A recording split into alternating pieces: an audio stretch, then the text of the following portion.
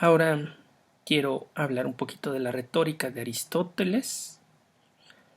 Primero, pues hablar del contenido.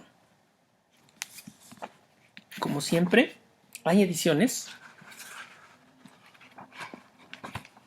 que resultan muy prácticas para quien quiera leer, aprender, porque pues Gredos trae un pequeño sumario de cada uno de los libros. Al principio, en este caso, Vieja y nueva retórica, definición y estructura lógica de la retórica, división de la retórica, las clases de discursos, y aquí es donde viene el desarrollo de algo muy importante dentro de la retórica, los tipos de discurso, concepto y materias de la deliberación, la felicidad, fin de la deliberación, el objeto de la deliberación, lo bueno y lo conveniente, grados de lo bueno y lo conveniente, las formas de gobierno, la oratoria epidíctica, objeto y métodos, etcétera, etcétera. Entonces está hablando del libro primero. En el libro segundo, en el mismo Gredos, pues tenemos el sumario y ahí otra vez nos va a empezar a decir de qué habla. Elementos subjetivos de la persuasión: la ira, la calma, el amor y el odio, el temor y la confianza, la vergüenza y la desvergüenza, el favor, la compasión, la indignación, la envidia, la emulación, etc. Y finalmente, pues el libro 3, que también trae su sumario en el caso de la edición de Gredos. Aquí lo podemos ver. Retórica y expresión. Virtudes de la expresión: la claridad, la esterilidad en la expresión, sobre el uso de las imágenes, la corrección en la expresión, la solemnidad en la expresión, etc. Esta edición es de Quintín Racionero y en el caso pues de esta de Puestos de Periódicos fue editada en el año 2000. Tengo aquí esta del Instituto Centro de Estudios Políticos y Constitucionales y es una edición de Antonio Tobar. Digamos que lo interesante de esta edición es que es bilingüe, trae el griego y el español. Obvio, si no pueden leer el griego, no se lo recomiendo, verdaderamente no tiene mucho sentido. Es mejor, si el deseo es aprender, pues empezar por algo que se facilite, más que algo pues que no tiene unos términos que tienen una traducción exacta al español. Digo, bueno, hay algunas cosas que no queda de otra y son, como en todos lados, ¿no? O sea, buscas en el diccionario y encuentras el equivalente exacto, pero hay algunas cosas que no, y en filosofía algunos términos valen diferente que en el habla popular del mismo griego de la época. Es el caso de logos o logo y en plural, que significa palabra, pero dentro de la lógica, dentro del esquema retórico, significa discurso. Entonces no es tan simple como que pues tengo el griego a la mano y ya, porque puedo leer las grafías. Hay que tener un poquito más de práctica o conocer algo de retórica para poder realmente interpretar qué es lo que nos quisieron decir. Bueno, esta edición de Antonio Tobar es de 1999, que es la quinta edición, y la primera es de 1953. Tengo aquí también esta de Porrúa, que obviamente, como es lo más común en Porrúa, no dice quién hizo la traducción. Nada más, en este caso sí dice. Es bueno que lo diga. En los de todos los dramaturgos sí lo dice, porque pues fueron hechas especialmente para Porrúa por Ángel María Garibay. Y en este caso son traducciones de José Goya y Muniain y de Francisco de P. Samaranch. Entonces, es muy probable que el arte de retórica, como están en ese orden, sea de Francisco de Paula Samaranch, pero siempre lo abrevian, bueno, casi siempre le ponen P nada más, pero es Paula, de Paula. Y la de arte poética, pues, ya que vienen juntas, es de José Goya Muniain. Es lo más probable. Tengo también esta de Arturo Ramírez Trejo, que para mí pues siempre trae recuerdos por la cercanía que tuve con el doctor Ramírez Trejo. Esta, que es de la UNAM, pues también es bilingüe, nada más que si se alcanzara a ver, es una de estas ediciones que trae la sigma al estilo alemán, que creo que ya he marcado. Tenemos dos sigmas tradicionalmente cuando son minúsculas, la bolita con un palito arriba, o una S alargada hacia abajo, que son las dos sigmas minúsculas. Una es al principio y en medio, y la alargada es al final, o la sigma mayúscula, que es una especie de E o de Z, como ustedes lo quieran ver. Son las sigmas tradicionales, y mientras que en alemán se pone lo que nosotros reconoceríamos como una C, y esa es la sigma. Entonces esta es una tomada de una edición alemana, y se alcanzan a ver por ahí algunas sigmas con esta forma de C. No lo sé, pero la traducción de Arturo Ramírez Trejo siempre es muy confiable. Todo lo que hacía lo hacía pues con un conocimiento muy amplio, era realmente un gran erudito. Ahora, ninguna de estas es tomada como una edición de referencia. Aquí podemos ver claramente el asunto. Cuando tenemos el griego, ya no estoy diciendo la traducción, sino el griego, deberíamos tener aquí un cuerpo crítico. Porque en variantes en los distintos papiros. Es el caso de esta, que sí tiene el cuerpo crítico y maneja las variantes, pero incluso así no es una edición de referencia, pero esta sí. Aquí tengo el libro 3 y el libro 2 de la retórica de Aristóteles de Ledel Ledre de París. Esta está en pasta dura. Esta es de 1991, pero es el quatrième tirage, la cuarta edición. La primera edición es de 1931. Y esto es lo que lamentablemente les ha pasado a muchos de las Belles Lettres.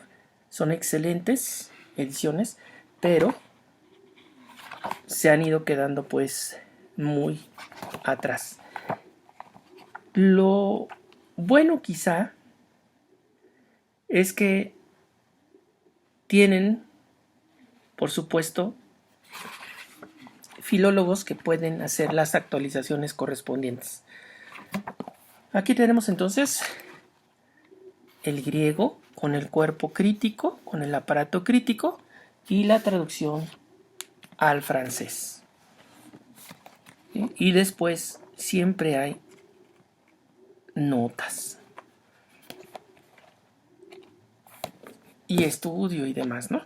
Ese era el 2. Aquí en el 3 tenemos, por ejemplo, este es interesante: Index choisi des termes de rhétorique, índice de términos selectos de retórica. Y tenemos Index des noms propres, notes complémentaires, y hasta allí parece que son los que tenemos. Index de citación. Esto pues obviamente ya sea del mismo Aristóteles o de las notas. Y bueno, pues tenemos entonces claramente el griego, el francés y el aparato crítico. Tanto, aquí lo vemos, tanto pues en griego como en francés tiene notas. No son las mismas, ni continúan de un lado para otro. Una cosa es cuando está traduciendo y lo que necesita aclarar del francés, si nos puede remitir al griego, y lo otro es el mismo texto griego. Porque aquí lo dice claramente, dice Dex établi et traduit. Y cuando dice établi es establecido. Esto es, no existe un texto griego exacto. Existe en el papiro, pero ese papiro puede haber llegado corrupto. Los copistas pueden haber cometido errores. No siempre se puede leer. No siempre se entiende. Así que hay que crear un texto que pueda leerse, que tenga un sentido continuo, y eso es lo que hacen los filólogos, los grandes expertos en filología, crear un texto que se pueda leer.